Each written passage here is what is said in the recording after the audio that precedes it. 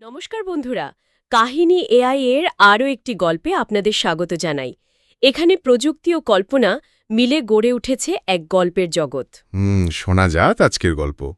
আজকের গল্প বিলাসকে নিয়ে। বিলাসের স্বপ্ন ছিল সে একদিন অনেক বড় লোক হবে, কোটিপতি। আচ্ছা, বড় স্বপ্ন। হ্যাঁ, কিন্তু এই স্বপ্নে বাধা হয়ে দাঁড়িয়েছিলেন তার প্রেমিকা চন্দ্রিমার বাবা। ও, বাবা রাজি ছিলেন না? একেবারেই না। তিনি কিছুতেই এই সম্পর্কটা মানতে পারছিলেন না।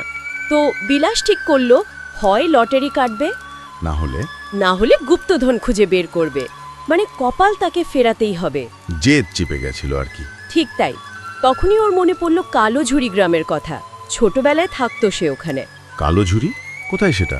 হাওড়া থেকে যেতে হয় আদি সপ্তগ্রাম হয়ে, তারপর সেই গ্রাম। বেশ দূর তো। হ্যাঁ, তো সেই গ্রামের এক কোণে লোকালয় থেকে বেশ খানিকটা দূরে একটা মরা দিঘি ছিল। মরা দিঘি? হ্যাঁ, আর সেই দিঘির পাড়ে ছিল এক রহস্যময় মন্দির, পাহাড় কেটে তৈরি। পাহাড় কেটে মন্দির? ইন্টারেস্টিং। খুবই। আর মন্দিরের বাইরের দেওয়ালে ছিল একটা অদ্ভুত নকশা। বিশাল এক দৈত্য, তার সুরগুলো অক্টোপাসের মতো দেখতে। বলেন কি, অক্টোপাসের সুরওয়ালা দৈত্য? হ্যাঁ, আর মন্দিরের ভেতরে কিন্তু কোনো দেবদেবীর মূর্তি ছিল না, ফাঁকা। তাহলে কিসের মন্দির? সেটাই তো রহস্য। আর তার যে বিশাল পাথরের দরজা, সেটা সবসময় বন্ধ থাকত। সব সময়? শুধু গভীর রাতে, ঠিক মাঝরাতে কিছুক্ষণের জন্য খুলতো সেই দরজা। অদ্ভুত তো। গ্রামের লোকেদের মধ্যে একটা কথা চালু ছিল যে ওই মন্দিরে যে ঢোকে সে আর ফেরে না। সে কি গায়েব হয়ে যায়? হ্যাঁ, উধাও। আর মন্দিরের আশেপাশে কয়েকটা পুরনো পরিত্যক্ত গাড়ি পড়ে থাকতো। লোকে বলতো ওগুলোই প্রমাণ। ভয়ঙ্কর ব্যাপার। বিলাসেরা পুরনো বন্ধু ছিল লক্ষণ, তার কথাও শোনা গেছিল। সেও কি? হ্যাঁ, সেও নাকি একদিন ওই মন্দিরে ঢুকেছিল। তারপর তার কি হলো? লক্ষণ ফিরে এসেছিল, কিন্তু প্রায় 3 বছর পর। 3 বছর? হ্যাঁ, কিন্তু কোনো লক্ষণ চেনাই যায় না। যার আগে ঠিক করে খাবার জুটত না, সে এখন অগাধ সম্পত্তির মালিক। বিরাট প্রাসাদ বানিয়েছে, দামি বিদেশি গাড়ি চড়ে ঘুরছে। রাতারাতি বড় লোক একদম। তবে চেহারায়, আচরণে আগের লক্ষণের সাথে কোনো মিলই নেই। এমনকি পুরনো বন্ধু বিলাসকেও সে চিনতে পারল না প্রথমে। আশ্চর্য, যেন অন্য মানুষ। ঠিক তাই। কিন্তু একদিন হঠাৎই লক্ষণ ফোন করলো বিলাসকে। লক্ষণ ফোন করলো? হ্যাঁ, পরের শনিবার তার বাড়িতে নেমন্ত্রণ করল। বলল সে নাকি বিলাসকে মন্দিরের রহস্যটা বলবে। কিভাবে সে ধনী হলো? হ্যাঁ, সেই গোপন কথাটা নাকি জানাবে। ও, বিলাস তো হাতে চাঁদ পেল।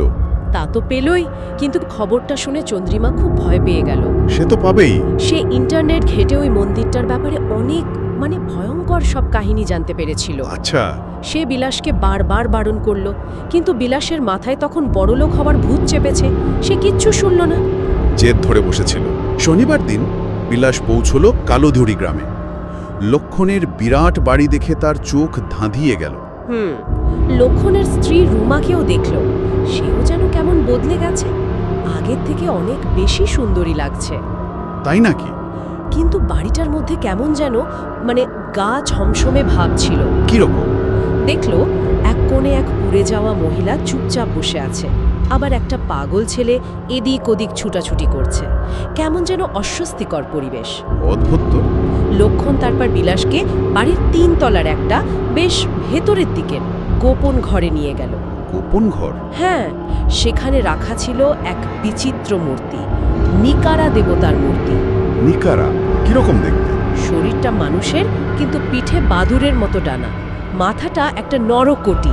নরকোটি? হ্যাঁ, আর চুলগুলো সেগুলো অক্টোপাসের শুঁড়ির মতো। মূর্তির চারপাশে আবার অনেক সুন্দরী মহিলার ছোট ছোট মূর্তি। ভয়ঙ্কর দেখতে তো। লক্ষণ বলল এই নিকারা দেবতার কৃপাতেই নাকি তার এত ঐশ্বর্য। এই হলো রহস্য। রাতে মদের আসর বসল। সেখানে লক্ষণ বিলাসকে বলল চন্দর মল্লিক নামে এক লোক ছিল, খুব সাহসী। সে নাকি একবার ওই মন্দিরে ঢুকেও বেঁচে ফিরেছিল। বেঁচে ফিরেছিল? তাহলে তো ওটা মিথ্যা, যে কেউ ফেরে না। সেটাই তো। ওই চন্দরই নাকি লক্ষণকে মন্দিরের গর্ভগৃহের কথা বলেছিল। গর্ভগৃহ? সেখানে কি আছে? সেখানে একটা কুয়োর মতো বিরাট গর্ত আছে, আর তার ভেতরে থাকে দ্রাভাকাশ। দ্রাভাকাশ? সে আবার কি? ভয়ঙ্কর সব প্রাণী যারা মন্দিরে ঢোকা মানুষকে আক্রমণ করে। সর্বনাশ! তাহলে ঢোকার উপায়? উপায় আছে। চন্দর বলেছিল যাক ছাদ নামে একটা বিশেষ বাঁশি আছে। বাঁশি?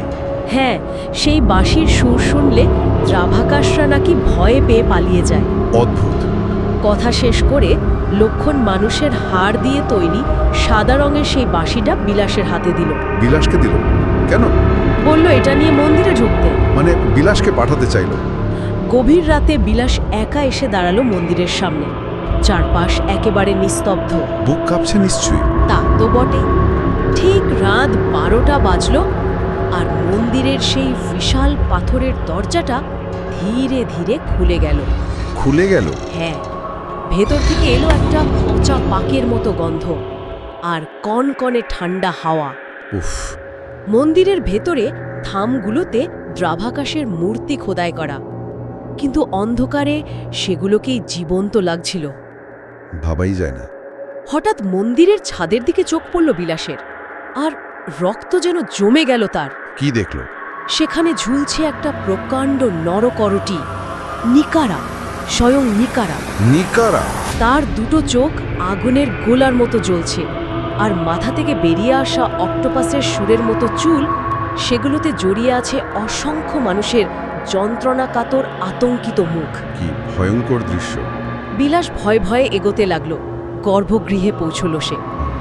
সেখানে নিকারা দেবতার প্রায় 30 হাত উঁচু এক বিশাল মূর্তি দাঁড়িয়ে আছে। 30 হাত? হ্যাঁ, আর মূর্তির পায়ের কাছে মেঝেতে বিরাট একটা গর্ত, কুয়োর মতো। ওটাই তাহলে দ্রাভাকাসদের? হ্যাঁ। বিলাস লোভ সামলাতে পারল না, একটা ছোট্ট মূর্তি তুলে নিল। যেই না তুলেছে, কি হলো?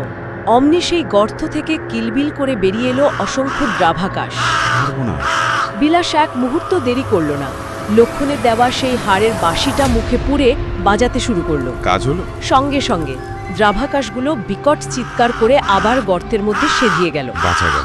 হ্যাঁ, বিলাস তাড়াতাড়ি ছোট মূর্তিটা নিয়ে মন্দিরের দরজার দিকে এগোলো। এবার বেরোতে হবে। কিন্তু দরজার কাছে এসে সে থমকে দাঁড়ালো। কেন? কি দেখলো? বাইরে লক্ষণ দাঁড়িয়ে আছে। লক্ষণ? কিন্তু এ তো সেই আগের গরিব লক্ষণটা, যার বাড়িতে সে নেমন্ত্রণ খেতে এসেছিল। সে নয়? মানে ঠিক তখনই পিছন থেকে একটা ভয়ঙ্কর গর্জন শুনতে পেল বিলাস। ঘাড় ঘোরালো সে। পিছলে কে? দেখল স্বয়ং নিকারা। মূর্তিটা জীবন্ত হয়ে গেছে, তার দিকেই এগিয়ে আসছে। কি? কিছু বুঝে ওঠার আগেই নিকারার একটা সুর এসে বিলাসের গলাটা সপাটে পেঁচিয়ে ধরল। একটা প্রবল ঝাঁকুনি। তারপর? বিলাসের মাথাটা থর থেকে আলাদা হয়ে মাটিতে গড়িয়ে পড়ল। ও! যখন চোখ খুলল বিলাস, দেখল সে মন্দিরের ভেতরেই আছে, কিন্তু শরীর নেই, শুধু আত্মা। আত্মা? হ্যাঁ, আর তার পাশে দাঁড়িয়ে আছে লক্ষণের আত্মা। লক্ষণের আত্মাও? তার মানে? লক্ষণ তখন আসল সত্যিটা বলল। নিকারা আসলে বাঁশের ফাঁদ এড়িয়ে যাওয়া মানুষদের শরীর দখল করে। শরীর দখল করে? হ্যাঁ, সেই শরীর নিয়ে সে পৃথিবীর আলোয় বেরিয়ে আসে। যে লক্ষণ তাকে নেমন্ত্রণ করে এই মন্দিরে পাঠিয়েছিল, সে আসলে লক্ষণই ছিল না। তাহলে কি ছিল? তার শরীরটা নিকারা দখল করে নিয়েছিল। বলেন কি? আর এখন বিলাসের শরীরটাও নিকারার দখলে। সর্বনাশ! তাহলে বিলাসও? মন্দিরের বাইরে বেরিয়ে এলো নতুন বিলাস, মানে নিকারার দখলে থাকা বিলাসের শরীরটা। সে পকেট থেকে মোবাইল ফোনটা বের করলো। ফোন? কাকে করবে? চন্দ্রিমার নম্বরে ফোন লাগালো। তার মুখে তখন এক কুটিল শয়তানি হাসি। ভাবতেও পারছি না। গল্পটি ভালো লাগলে ভিডিওটি অবশ্যই লাইক এবং আমাদের চ্যানেলটি সাবস্ক্রাইব করবেন। খুব শীঘ্রই আবার ফিরব নতুন একটি গল্প নিয়ে। আজ তাহলে আসি, ভালো থাকবেন।